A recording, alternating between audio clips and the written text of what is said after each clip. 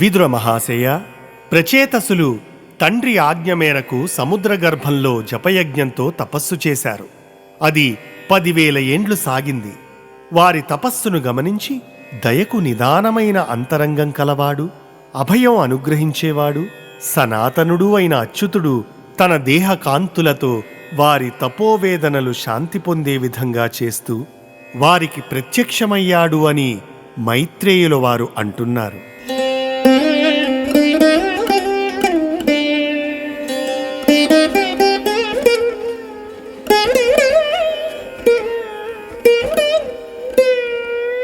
ఘనమేరు శృంగ సంగత నీలమేఘంబునెరి గరుడ స్కంధ నివసితుండు. కమనీయ నిజ దేహ కాంతి విపాటితాభిలాఖిలా శాంతరాళతముడు. సుమహితాష్టాయుధ సుమనో మునీశ్వర సేవక పరిజన సేవితుండు.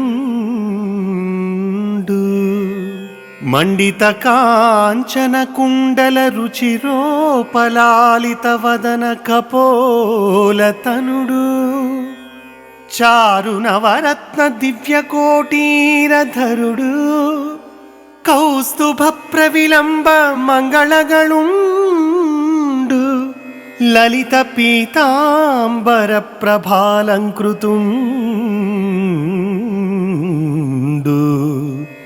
హారకేయూరవలయ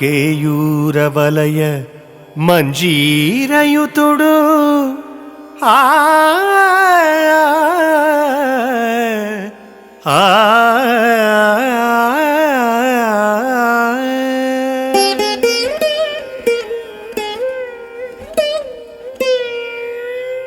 గరుత్మంతుని మూపుపై ఉన్న ఆ స్వామి మేరుపర్వతం శిఖరాల మీద కదులుతున్న నీలమేఘంలా ఉన్నాడు.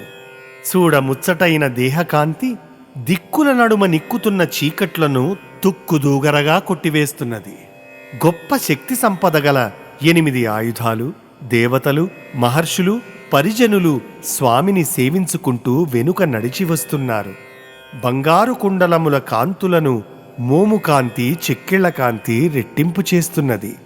మనోజ్ఞమైన నవరత్నాలు కూర్చిన దివ్య కిరీటం శిరస్సు మీద వెలిగిపోతున్నది. మెడలో కౌస్తుభమణిహారం వ్రేలాడుతూ ప్రకాశిస్తున్నది.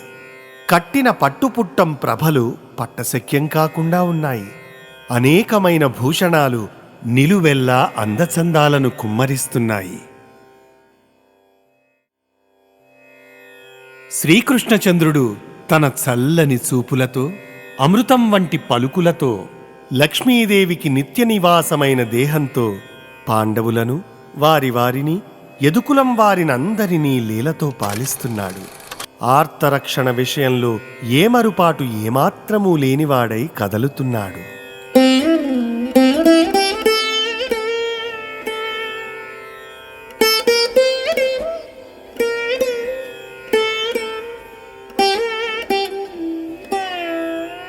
సంపూర్ణ పూర్ణిమా చంద్రచంద్రిక నొప్పు రమణీయ శారదరాత్రులందు సలలిత కాంచన స్తంభ సౌధోపరి చంద్రకాంతోపలస్థలములందు మహిత కరేణుకా మధ్య దిగ్గజముల గతిని సౌదామనీలతల నడిమి నీలమేఘంబుల లీల ముక్తాఫల లలిత మధ్యస్థ నీలముల భాతి సతత యౌవన సుందరీయుత విహారుడగుచు సతులెందరు అందరకు అన్ని రూపములను క్రీడించే పెక్కబ్దములు సెలంగి నందనందనుడు అభినవానందలీలా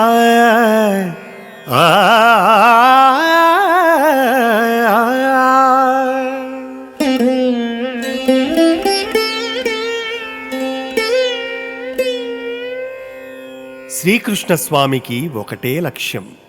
ఎవరు ఏది అపేక్షిస్తారో వారికి అదే ప్రసాదించి ఆనందపరవశుడై ఆ పనిలో అన్నీ తానై క్రీడిస్తూ ఉంటాడు. నిండు పున్నమినాడు జాబిలి వెన్నెలలు జగత్తునంతా మత్తెక్కించే శరత్కాల రాత్రులలో, బంగారు భవనాల పైభాగాలలో, చంద్రకాంతమణులు పొదిగిన తావులలో, ఆడు ఏనుగుల మందలో తిరిగే గజరాజులాగా, విద్యుల్లతల మెరుపులతో వింత వింత సోయగాలతో కన్పట్టే నల్లని మేఘంలాగా, స్వచ్ఛమైన కాంతితో తళతళలాడే ముత్యాల రాశిలో ఇంద్రనీలమణిలాగా కృష్ణయ్య యువతీ సమూహంలో ఆనందవిహారం చేస్తూ ఉండేవాడు. ప్రతి యువతికి ఇతడు నావాడే, నా ఒక్కదానివాడే అనిపించే విధంగా అందరికీ అన్ని రూపాలతో కన్పట్టేవాడు. విభూతి అంటే అదే కదయ్యా, వివిధంగా అయిపోవడం. అది మానవమాతృనకు సాధ్యమవుతుందా? ఈ విధంగా నందనందనుడు నిత్యనూతనమైన ఆనందలీలతో పెక్కు సంవత్సరాలు గడిపాడు.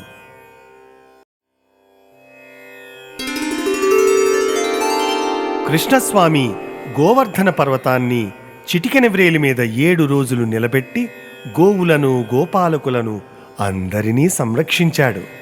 ఇంద్రునికి శృంగభంగమయ్యింది. నందగోకులం వారందరూ ఆనందంతో కేరింతలు కొట్టారు.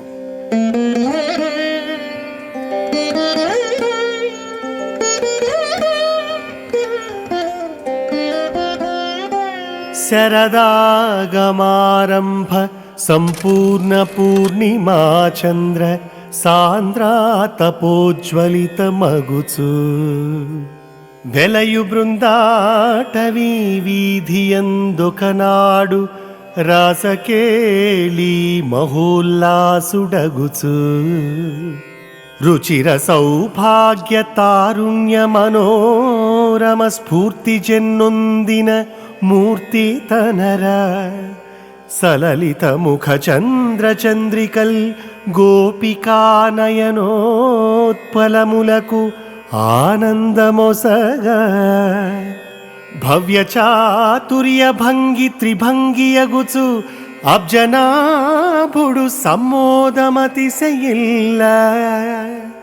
లీల పూరించు వరమురళీ నినాదమర్థివీ తేరవిని మోహితాత్ములగుచు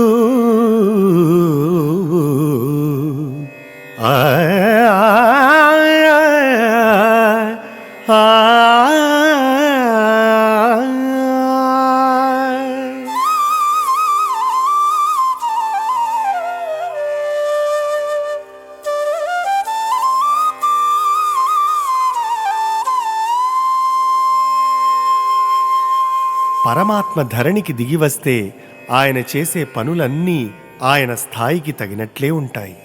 ఆ మహాత్ముడు కృష్ణచంద్రుడు అంటుసొంటులు లేకుండా అందరికీ ఆనందం అందించడానికి కొన్ని లీలలు ప్రదర్శించారు. అందులో ప్రధానమైనవి వేణుగానం, రాసక్రీడలు. వేణుగానం అంటే పరమాత్మ నుండి ప్రథమంగా పుట్టిన ఆకాశాన్నంతా నాదమయం చేయడం. నాదం పరమేశ్వరుని తనువు అంటారు తత్వం తెలిసిన వాళ్ళు. శరత్కాలం జీవకోటికి చాలా భయంకరమైన సమయం. ఎందుకంటే వర్షాకాలంలో వానల వలన అతలాకుతలమైపోయిన ప్రకృతి అంతా సూక్ష్మక్రిముల పరివ్యాప్తితో ప్రాణులకు అనేక రోగాలను సంక్రమింపజేస్తుంది. దానికి సామూహిక చికిత్స చాలా అవసరం. వేణుగానంతో కృష్ణచంద్రుడు జనాలను ఆకర్షించి వాతావరణ కాలుష్యానికి ప్రజలను దూరంగా ఉండేటట్లు చేశాడు. మనుష్యులే కాదు, ఆ నాదమాధుర్యానికి పశువులు, పక్షులు, పాములు మొదలైన ప్రాకే జంతువులు కూడా పరవశించిపోతాయి.